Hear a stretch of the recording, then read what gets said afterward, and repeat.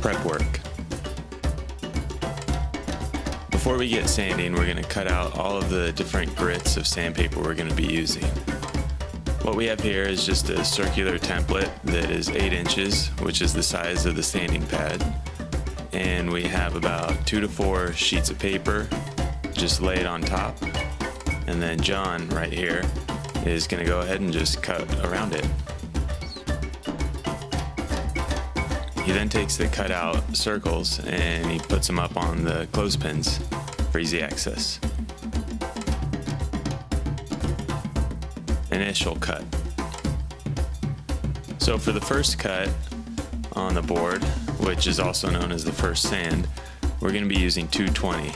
John applies the adhesive. We offer 3 various types at Fiberglass Hawaii for this purpose. And he goes ahead and puts the paper on and off of the pad, which lets air get in there, which creates more adhesion. John is going to start off sanding with the 8-inch hard density flex pad. As you can see, he's moving the machine around quickly at a high RPM. He's not leaving it in one place. If you leave it in one place, you'll tend to burn through and create divots, and you'll run into other issues. Burn through is when you sand through the hot coat and into the fiberglass. Another thing to look at is that he's also keeping the pad absolutely flat on the deck of the board. He's not putting it on the edge, which will cause gouging or swirl marks. The initial goal right here is to just sand every part of the board so there's none of the shiny, unsanded resin left. Next, he's going to grab the grinder and grind down the little lip of resin that built up during the hot coat on the tail. He's going to pick up the machine with 220 grit on it and get to sanding on the bottom.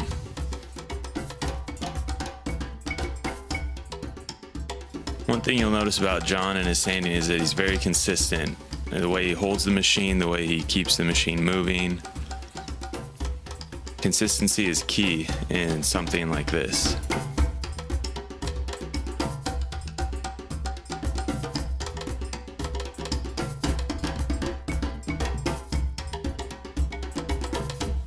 So this time he's just gonna basically sand to the crown of the deck, and as he goes around the tail, he backs off the RPM so the pad spins less. These harder angles are easier to burn through on if you're not careful.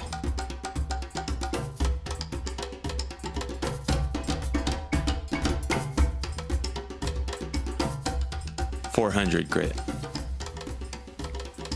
So now we're going to move on to sanding with the 400 grit paper, and we're using a medium pad right now.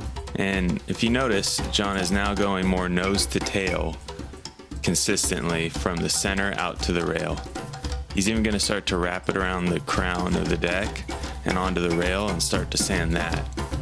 And once again, when he goes to the rail, he lowers the RPM so the pad spins less and it's less aggressive. Notice the light touch that he has. He's not pushing down hard.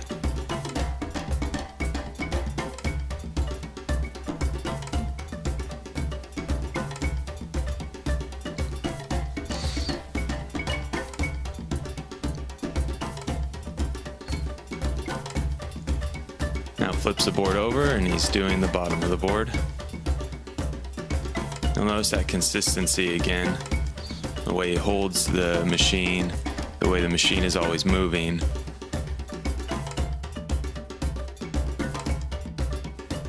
He's gonna go and work the rails a bit.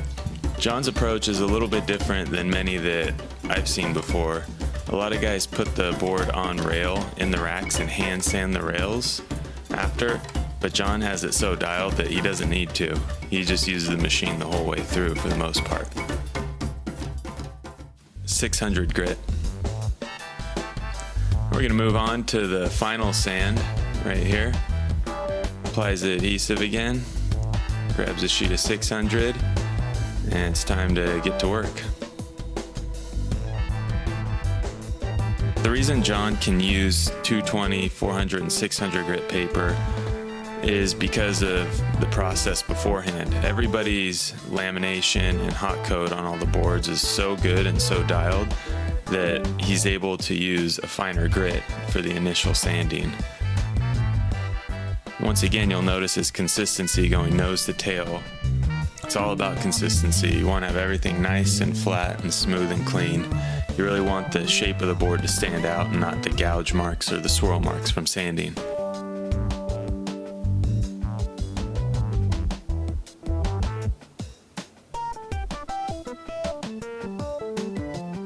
Once again, when he gets up into those harsh angles, the RPM's back down, and the touch, the pressure of the machine on the board is very light as well.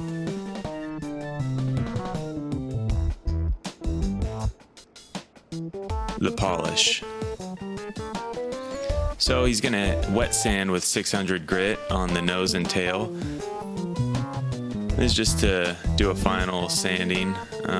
This is gonna really hug the curves a lot better than if you put the machine on there with the flat pad. You can see his hand wraps better. He does a little circular motion, really gets in there.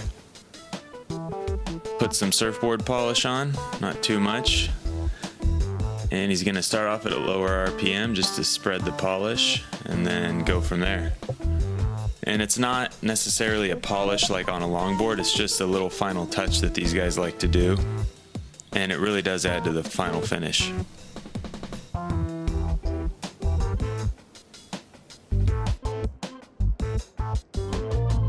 You can see how shiny that board's gotten now. This is their standard sand only finish, so it's pretty special looking.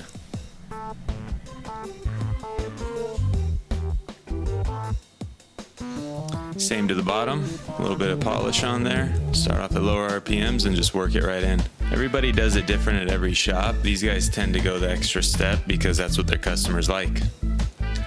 Just gonna add the screws into the board. Can't forget those, or else you'll show up at the beach, put your fins in, and have no way to secure them. And that's not a good feeling. There's the final product. Hope you enjoyed the surfboard sanding tutorial.